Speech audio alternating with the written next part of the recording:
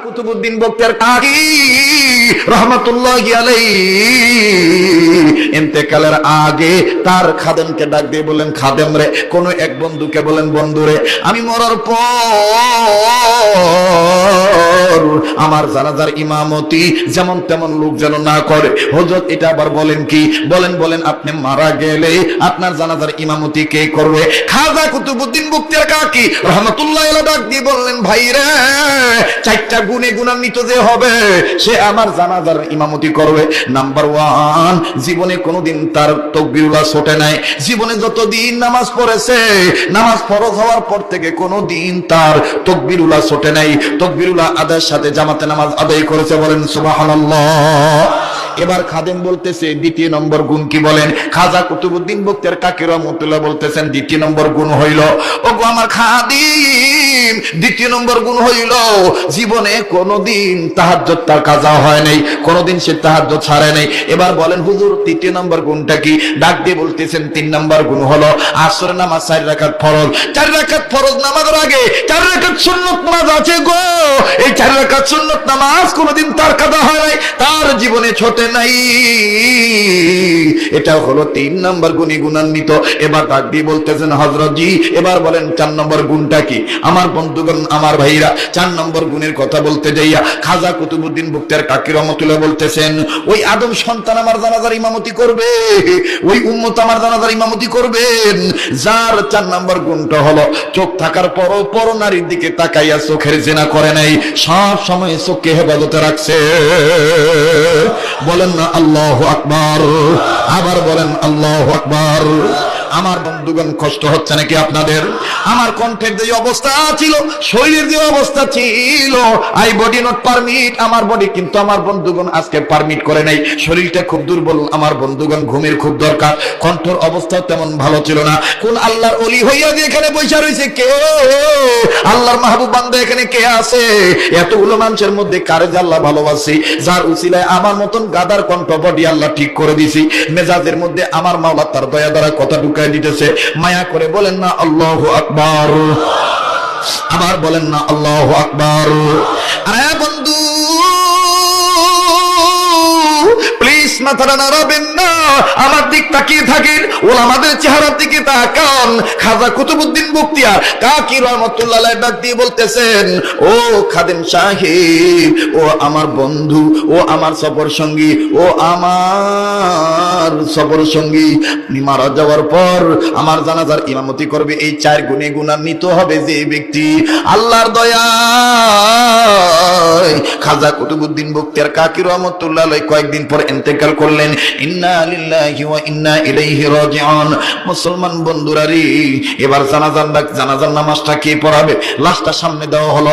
লক্ষ লক্ষ লক্ষ লক্ষ মুসলিম তৌহিদি জনতা, আলিম উলামা সব তারা জানাজায় শরীক হইলেন, কিন্তু কেউ ইমামতির জায়গায় যায় না। খাদেম ডাক দিয়ে বলে, ভাইরা, লক্ষ লক্ষ মানব সমাজের সামনে, মুসলিম তৌহিদি জনতার সামনে, উলামা তোলাবাদের সামনে, আল্লাহ প্রিয় নবী প্রিয় বান্দাদের সামনে হযরত আমাকে মরার আগে একটা নসিহত করে গেছে, একটা ওসিয়ত করে গেছি। হযরতের জানাজার ইমামতি সে করতে পারবে যার মধ্যে 4টা গুণ আছে। আর যদি 4টা গুণের মানুষ না পাওয়া যায়, খাজা কুতুবউদ্দিন বখতিয়ার কাকি রহমাতুল্লাহ বলছেন, জানাজা সারা আমারে তুমি দাফন দিয়ে দিবা। এবার বাজান সবাই চাতক পাখি, আমার ভাইরা, সবাই কেমন জানি দোতারার তারের মতন, এক তারার তারের মতন কেমন জানি সোজা হয়ে দাঁড়ায় গেল। দাঁড়ায় ডাক দিয়ে বলেন, আল্লাহ। এটা ডাক দেন না, দেন না, দেন না, দেন না, আরে বলেন না, বলেন না, বলেন না। আমি কেন আল্লাহ বলতে বলতেছি? হাইকোর্টের দরজা বন্ধ, সুপ্রিম কোর্টের দরজা বন্ধ, চেয়ারম্যানের দরজা বন্ধ, এমপির দরজা বন্ধ এই সময় রাত্রে। শুধুমাত্র আমার আল্লাহর দয়ার দরজা খোলা। কে কোন গুনাহ করেছি নিজের খবর নিজে জানি রে ভাই। দেখ, এই গভীর রাত্রে 1 ফোঁটা চোখের পানি পড়েনি। ইচ্ছা করলে কিন্তু কান্নাকাটি করা যায় না, কান্নাটা আসতে হয় মাহবুদের পক্ষ থেকে। বন্ধুরে, কেউ যদি চলে যেতে চায় তাকে চলে যেতে দিবে, খবরদার তাকে ঠেকাবেন না। তবে আমার দিল বলতেছে আজকের মাহফিলে দোয়া আল্লাহ কবুল করবে। ও বন্ধু, দেখ দেখ আমি কথাটা শেষ করে দিই, আমি মুসাফির মানুষ, তোদেরকে নিয়ে গভীর রজনীতে দোয়া করব। ভাই গো, আল্লাহ বলছেন নিজে জাহান্নামের আগুন থেকে বাঁচাও, নিজের অধীনে যারা জাহান্নামের অধীনে আছে তাদেরকে জাহান্নামের আগুন থেকে বাঁচাও। এই যুবক, তোর অধীনে তো আল্লাহ তোর হাত করে দিছে। এই যুবক, তোর অধীনে তো আল্লাহ তোর পা করে দিছে। এই যুবক, তোর অধীনে আল্লাহ তোর চোখটা দিয়ে দিছে, তোর অধীনে আল্লাহ তোর মুখটা দিয়ে দিছে। যা ইচ্ছা তাই বলতে পারো, যেহেতু অধীনে তোর জিহ্বাটা আল্লাহ দিয়ে দিছে। এই জিহ্বা দিয়ে তুই গালি দিস কেন? এই জিহ্বা দিয়ে তুই আকাম কুকামের কথা চিন্তা ভাবনা করস কেন? এই জিহ্বাটা দিয়ে তুই একবার বলতে পারস না আল্লাহ?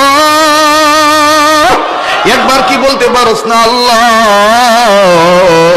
মুসলমান ভাইরারে আমার, এই হাতটা দিয়ে কি তুই তসবিহ ধরতে পারস না?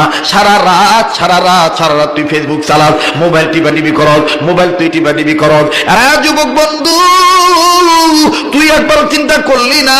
আল্লাহ বলেছেন ওয়া আহলিকুম নার, তোমার অধীনে যারা আছে তাদেরকে জাহান্নামের আগুন থেকে বাঁচাও। তুমি তোমার আঙ্গুলকে জাহান্নামের আগুন থেকে বাঁচাইলা না। দেখো দেখো আমাদের আকাবের বুজুর্গরা কেমন বাঁচাইছেন। ডাক দিয়ে বলতেছেন, 4 গুণে গুণান্বিত যেই ব্যক্তি সে আমার জানাজার ইমামতি করবে। এবার খাদেম ডাক দিয়ে বলতেছেন, এই 4টা গুণের 1 নম্বর হলো জীবনে যার ফজরের নামাজ তো জামাত ছোটে নাই, জীবনে যার তো বিরুলা ছোটে নাই। 2 নম্বর হলো তাহাজ্জুদ কাজা হয় নাই। 3 নম্বর হলো আসরের নামাজের আগের 4 রাকাত সুন্নাত ছোটে নাই। 4 নম্বর হলো বালেগ হওয়ার পর থেকে চোখ দিয়া মহিলাদের দিকে তাকায় চোখের জিনা করে নাই। এই ব্যক্তিটা জানাজার ইমামতি করবেন। না পাইলে আমরা হযরতকে এমনি দাফন কাফন করে দেব। আরে বন্ধু, কেউ কোনো কথা বলে না। অনেক দূর থেকে একজন বুজুর্গ, আমার বন্ধুগণ, আমার ভাইরা, মাথাটা এরকম ঢাকিয়া, চেহারাটা ঢাকিয়া, আমার বন্ধুরে কান্দের ডাক দিয়ে বলে, আল্লাহ, এতদিন আমি গোপন ছিলাম, তোমার